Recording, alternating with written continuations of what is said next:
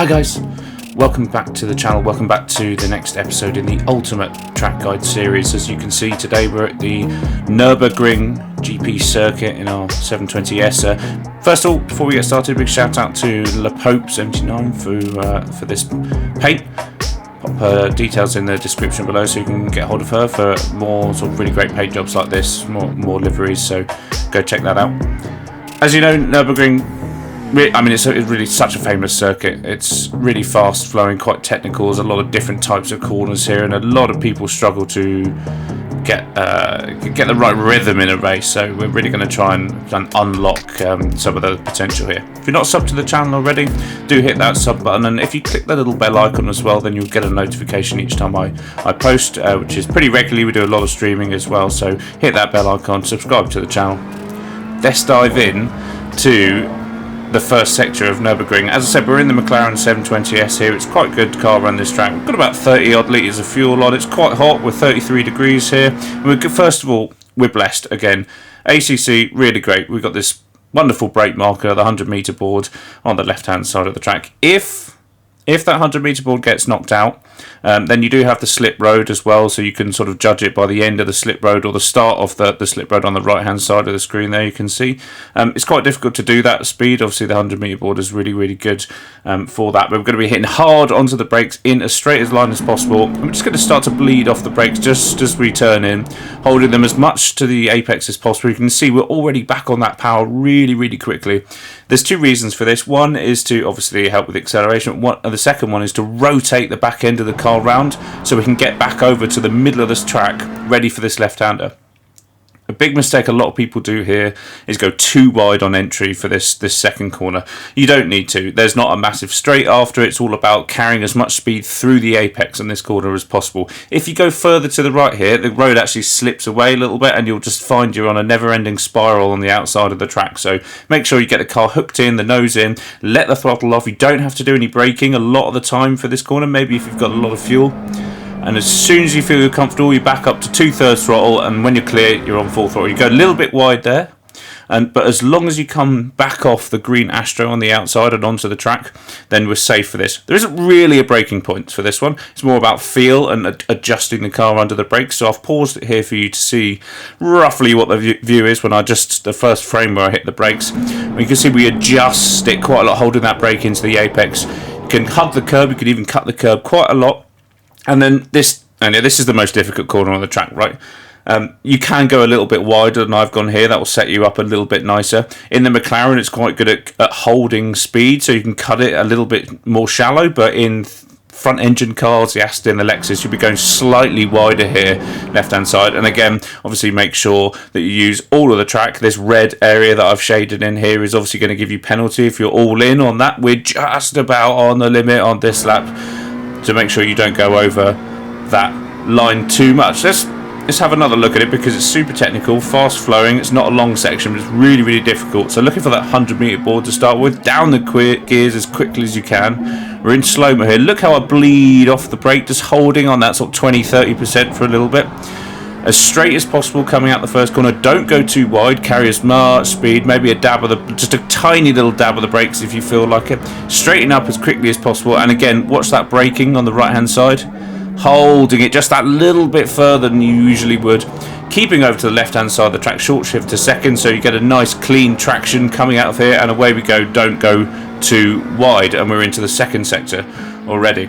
Let's look at it from above. And I want to emphasise this braking point on the first corner because obviously if you're going for an overtake, it's the main overtaking spot. You've got this sort of zone that we're going to be braking in, this sort of slip road zone here. Obviously you're just a tiny bit earlier than that if you're on the inside trying to overtake someone. So just bear that in mind. And in the wet, that's obviously elongated by another 5-10 metres or so, but not too much actually. It's downhill, that's the only thing. Hook it up so you get on that apex. Don't clobber the curb on the inside. And again, look how shallow I stay to the left hand side here. I don't go too far on corner entry, but then I make that time back up, which is really crucial. Hugging this curb on the left hand side. As a front engined cars, you can go a little bit wider to cut back straighter for this right hander to get a smoother exit, but in mid engine cars usually you can get that rotation round, right? we're immediately faced with this sort of elongated chicane, and the braking point again is the end of the cones, the start, the change of the curb on the right hand side here. Really easy braking point. Is pretty much the same in almost every car. Just depends how much fuel you got on, whether it's wet, all that sort of thing. But that's where we're going to be aiming for. This corner is actually quite tricky because you need to carry as much speed as possible through it, but then if you carry too much speed, you're immediately faced even quicker than normal than this right-hander. So I'm going to pause it here. A lot of people ask me for a braking point. It's the change of curb colour, if you can spot it while you're going 100 miles an hour on the dot through here. But the main difference between my line through here and a lot of people's line is that I hug the right hand side of the track, right? So I don't drift into the left. I just open up the corner a little bit, and then there's a nice groove, a nice camber in the road that you can get your car hooked into. And actually what that allows you to do is get on the power super early and get a great exit down into the hairpin. So you see how early I'm on full power here? We're barely through the corner. There's a lot of runoff. We're going to pause it. It's the first time. I love doing this. Pausing it on the outside of the corner. Look how much curb you can use here, okay? So really remember that when you're going around that corner. You can get on the power super early. It's really crucial. And again, this is a bit of an overtaking spot if you're really confident on the brakes. And knowing this little trick, this little dark patch in the road just here, if you can see that, that's the braking point when you've got low-ish fuel. So if you're on the inside, obviously it's a little bit before that, but you can force people wide here quite easily. And we're going to be diving into this corner quite a lot. Okay, the Dunlop curve. It's not a V corner, it's not a U corner, it's somewhere in the middle, right? We talk about this a lot on the channel. You want to try and open up the exit a little bit, but again, there's that really nice camber that hooks you round on the inside. So we're holding on to the brake. We're still on sort of 40% brake through here, just to keep the weight on the nose of the car, keeping that grip there so we can continue turning. And as soon as we think we're free, look, we're straight back onto, we're 100% power here, but you might need to be a little bit more sensitive in front engine cars again, like in the first sector. But in a mid-engine one, you can be straight back on the power, and again, we're maximising the exit, maximising how quickly we straighten the steering up to gain, this is essentially a straight, this next chicane. It's all about carrying speed through here, so we need to get a really good exit from that hairpin. Pausing it here and you think, why is he pausing it there? It's not really the turn-in point.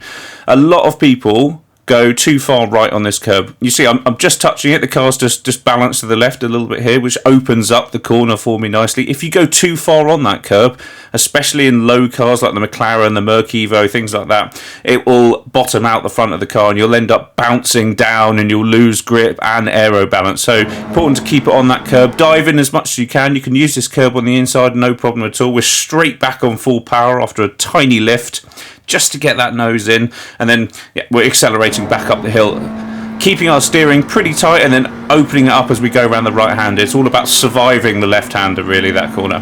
Let's have another look at that section. So we're braking down, just bleeding off the brakes really smoothly through this corner. It's all about carrying speed, immediately faced with this right hander where we don't go over to the left. It's all about getting on the power early, staying on the inside of that corner, building momentum down the hill into the hairpin, looking for the shadow, the sort of braking mark on the left hand side.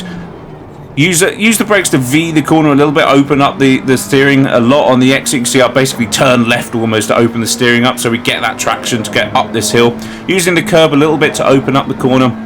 All about surviving the first half of that Schumacher S, and then we're straight up the hill into the next chicane. But let's look at it from above, and I want to sort of concentrate on this braking point just a little bit, because this sort of zone when you're in the cones is really where you want to be. It doesn't gain you any time from braking later in the red zone, right? Okay, you just don't need to do it. It doesn't gain you any time. It makes your life more difficult. It's going to make you less consistent. So just concentrate on that green zone where the cones are. Similarly with this one, we talked about staying on the right hand side of the track to help that the road camber pull you round.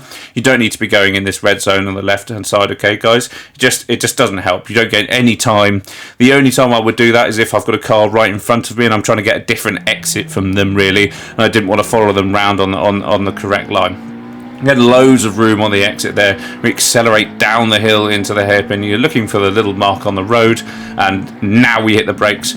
And we're going to pause it in the middle here. This is how wide I am, okay? So we're about a car width away from the curb, I'd say, maybe slightly less.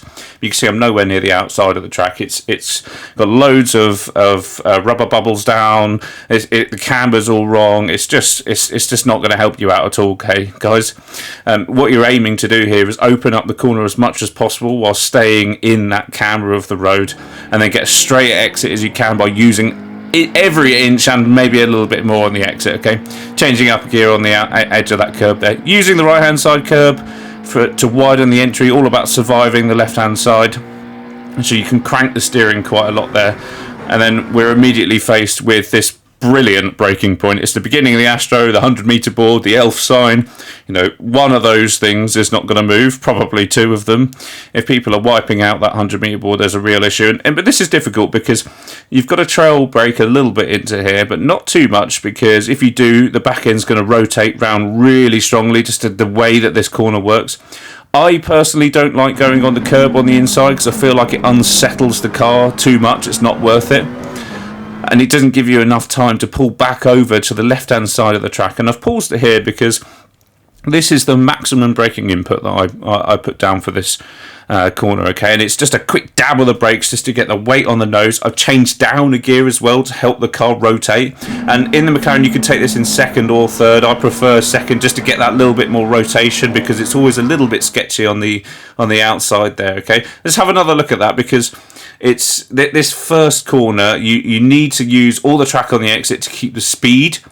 Braking that 100-meter board, just pulling off the brakes really nice as you turn it. It doesn't have to be a proper trail brake, nowhere near that. And then make sure you keep turning left, and as soon as you start turning right, you're on the brakes again, dropping down the gear just to get the nose in. And as long as you're anywhere near that curb, don't go on the curb on the inside. As long as you're somewhere near the curb, you're going to have the confidence in your car to floor it and get down this straight with a really, really good exit into what is actually not too bad of a chicane, okay? So I've paused it here. People are like, where do you brake?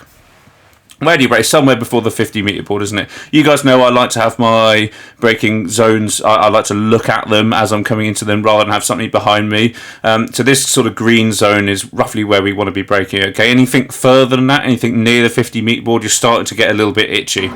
This one's quite difficult, actually. At all costs, I can't stress this enough, avoid this massive sausage curb with the pylon in the middle of it, okay, because you will go into space, you will fly, and it will be race over, you will take someone with you, it's catastrophic, okay? So what you want to do is kind of treat this as a bit of a late apex corner. You don't really want to be near this red and white curb until you're on, basically by the sausage curb, and as soon as you're round there, you're turning right, and it kind of sorts itself out the rest of it. You basically flatline, straight line the second half of the chicane. Straight away into the braking point of the final corner, it hits you instantly. It's most of the time I brake by feel, but if you need a braking point, there's a little change of tarmac on the curb, a little change of colour on the curbing there on the left hand side, just very, very faint. So I tend to not really look for that, do this corner by feel, and I tend to late apex this more than a lot of people as well.